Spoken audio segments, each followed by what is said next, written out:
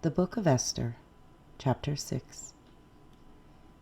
That night the king could not sleep, so one was commanded to bring the book of the records of the Chronicles, and they were read before the king. And it was found written that Mordecai had told of Bigthana and Teresh, two of the king's eunuchs, the doorkeepers, who had sought to lay hands on King Ahasuerus. Then the king said, "What honor or dignity has been bestowed on Mordecai for this?" And the king's servants who attended him said, "Nothing has been done for him." So the king said, "Who is in the court?"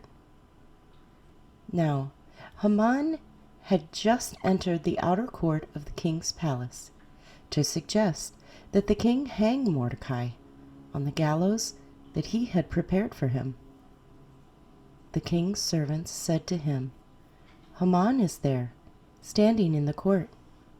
And the king said, "Let him come in." So Haman came in, and the king asked him, "What shall be done for the man whom the king delights to honor?" Now Haman thought in his heart, "Whom would the king delight to honor more than me?" And Haman answered the king, "For the man whom the king delights to honor. Let a royal robe be brought, which the king has worn, and a horse on which the king has ridden, which has a royal crest placed on its head. Then let this robe and horse be delivered to the hand of one of the king's most noble princes, that he may array the man whom the king delights to honor. Then parade him on horseback through the city square, and proclaim before him, 'Thus shall it be done to the man whom the king delights to honor.'" Then the king said to Haman, "Hurry, take the robe and the horse, as you have suggested, and do so for Mordecai the Jew, who sits within the king's gate. Leave nothing undone of all that you have spoken." So Haman took the robe and the horse, arrayed Mordecai, and led him on horseback through the city square, and proclaimed before him, "Thus shall it be done to the man whom the king delights to honor." Afterward Mordecai went back to the king's gate, but Haman hurried to his house, mourning and with his head covered. When Haman told his wife Zeresh and all his friends everything that had happened to him, his wise men and his wife Zeresh said to him, "If Mordecai, before whom you have begun to fall, is of Jewish descent, you will not prevail against him, but will surely fall before him."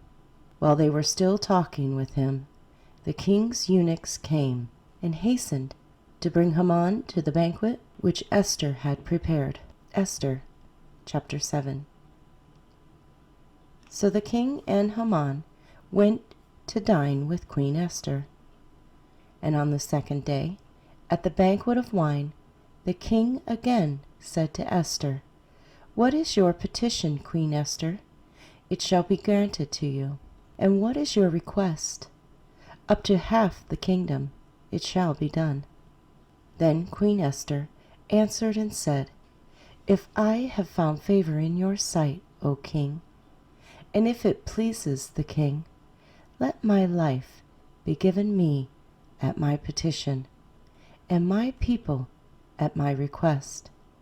For we have been sold, my people and I, to be destroyed, to be killed, and to be annihilated. Had we been sold as male and female slaves, I would have held my tongue."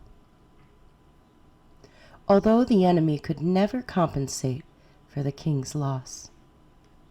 So King Ahasuerus answered and said to Queen Esther, "Who is he, and where is he? Who would dare presume in his heart to do such a thing?" And Esther said, The adversary and enemy is the wicked Haman." So Haman was terrified before the king and queen. Then the king arose in his wrath from the banquet of wine and went into the palace garden. But Haman stood before Queen Esther, pleading for his life, for he saw that evil was determined against him by the king. When the king returned from the palace garden to the place of the banquet of wine, Haman had fallen across the couch where Esther was. Then the king said, "Will he also assault the queen while I am in the house?" As the word left the king's mouth, they covered Haman's face. Now Harbonah, one of the eunuchs, said to the king, "Look, the gallows, 50 cubits high, which Haman made for Mordecai, who spoke good on the king's behalf, is standing at the house of Haman." Then the king said, "Hang him on it." So they hanged Haman on the gallows that he had prepared for Mordecai. Then the king's wrath subsided. The book of Esther, chapter 8. On that day, King Ahasuerus gave Queen Esther the house of Haman, the enemy of the Jews. And Mordecai came before the king, for Esther had told how he was related to her. So the king took off his signet ring, which he had taken from Haman, and gave it to Mordecai. And Esther appointed Mordecai over the house of Haman. Now Esther spoke again to the king, fell down at his feet, and implored him with tears to counteract the evil of Haman the Agagite, and the scheme which he had devised against the Jews. And the king held out the golden scepter toward Esther. So Esther arose and stood before the king, and said, "If it pleases the king, and if I have found favor in his sight, and the thing seems right to the king, and I am pleasing in his eyes, let it be written to revoke the letters devised by Haman, the son of Hammedatha, the Agagite, which he wrote to annihilate the Jews who are in all the king's provinces. For how can I endure to see the evil that will come to my people? Or how can I endure to see the destruction of my countrymen?" Then King Ahasuerus said to Queen Esther and Mordecai the Jew, "Indeed, I have given Esther the house of Haman, and they have hanged him on the gallows, because he tried to lay his hand on the Jews. You yourselves write a decree concerning the Jews, as you please, in the king's name, and then seal it with the king's signet ring. For whatever is written in the king's name and sealed with the king's signet ring, no one can revoke." So the king's scribes were called at that time, in the 3rd month, which is the month of Sivan, on the 23rd day. And it was written, according to all that Mordecai commanded, to the Jews, the satraps, the governors, and the princes of the provinces from India to Ethiopia, 127 provinces in all, to every province in its own script, to every people in their own language, and to the Jews in their own script and language. And he wrote in the name of King Ahasuerus, sealed it with the king's signet ring, and sent letters by couriers on horseback, riding on royal horses bred from swift steeds. By these letters the king permitted the Jews who were in every city to gather together and protect their lives, to destroy, kill, and annihilate all the forces of any people or province that would assault them, both little children and women, and to plunder their possessions on one day in all the provinces of King Ahasuerus. On the 13th day of the 12th month, which is the month of Adar, a copy of the document was to be issued as a decree in every province and published for all people, so that the Jews would be ready on that day to avenge themselves on their enemies.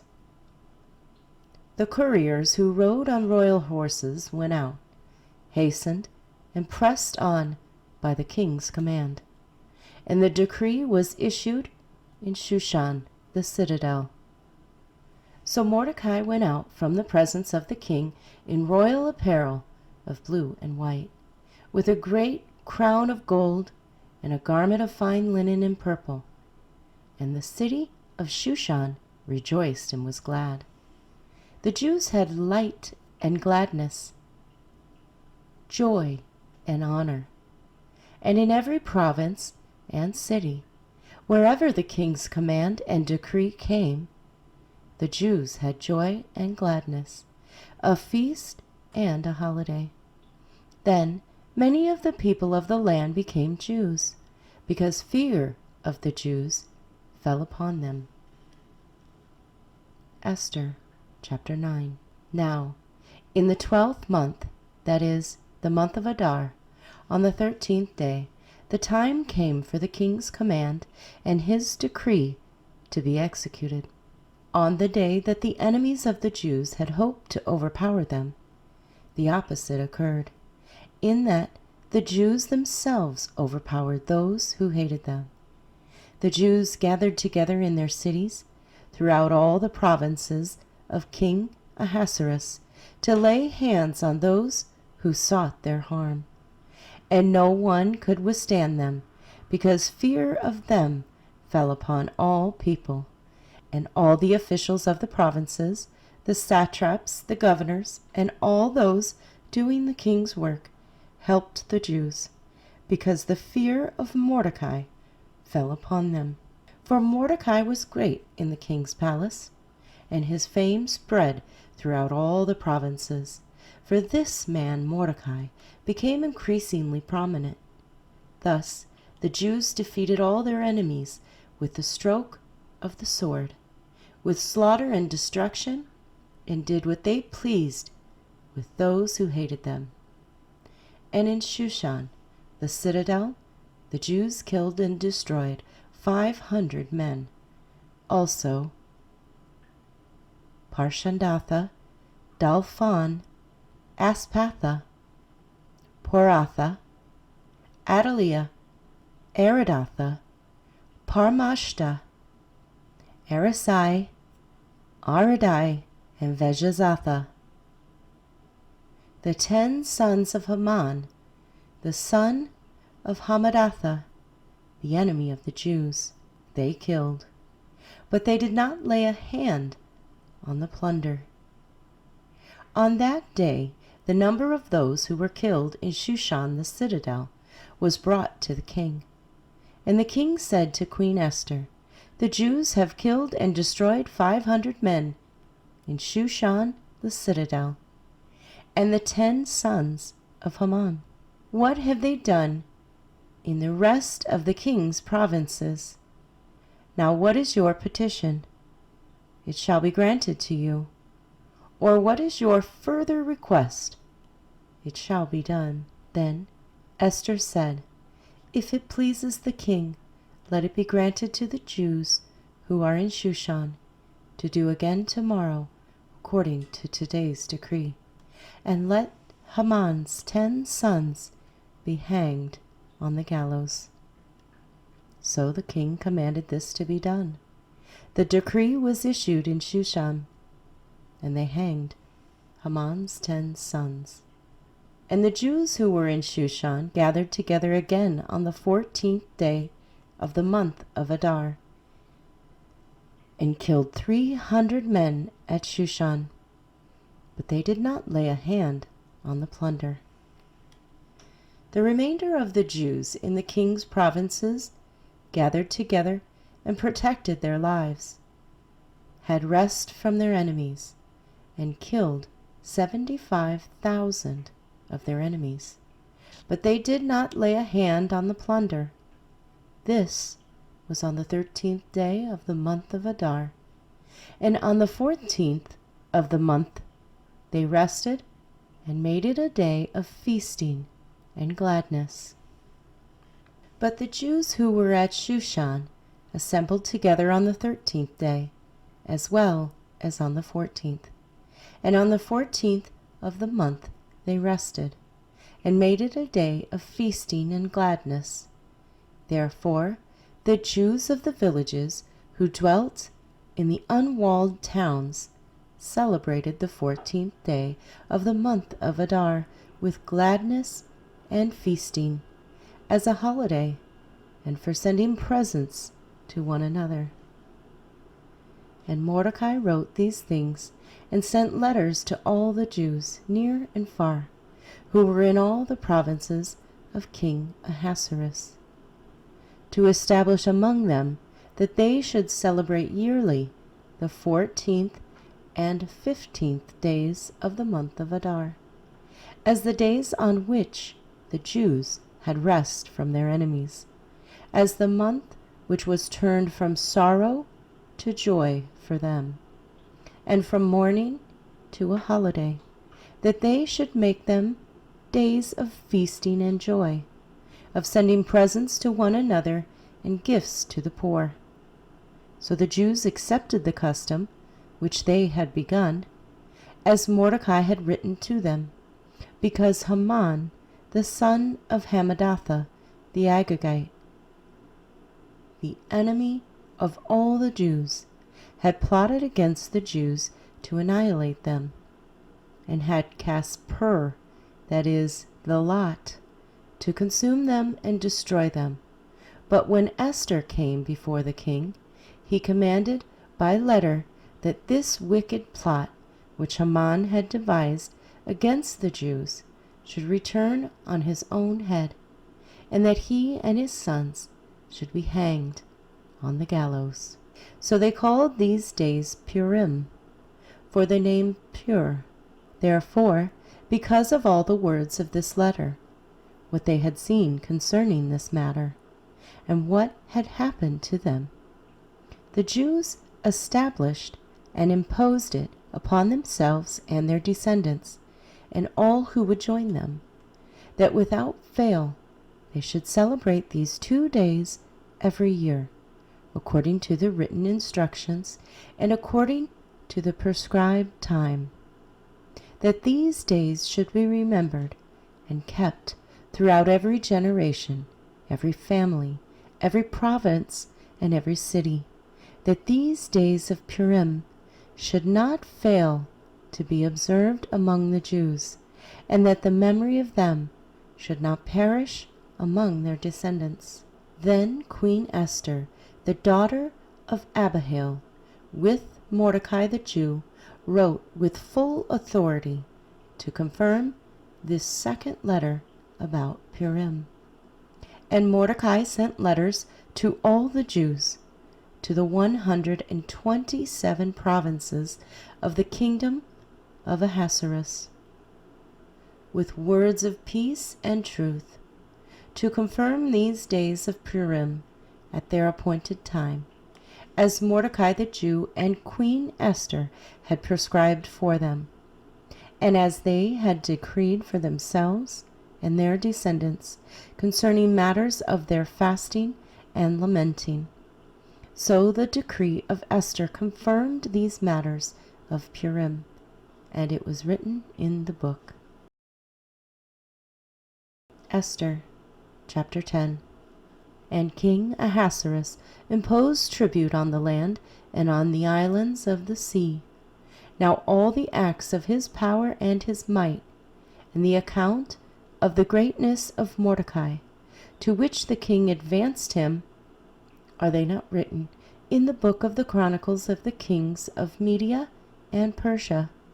For Mordecai the Jew was second to King Ahasuerus, and was great among the Jews, and well received by the multitude of his brethren, seeking the good of his people, and speaking peace to all his countrymen.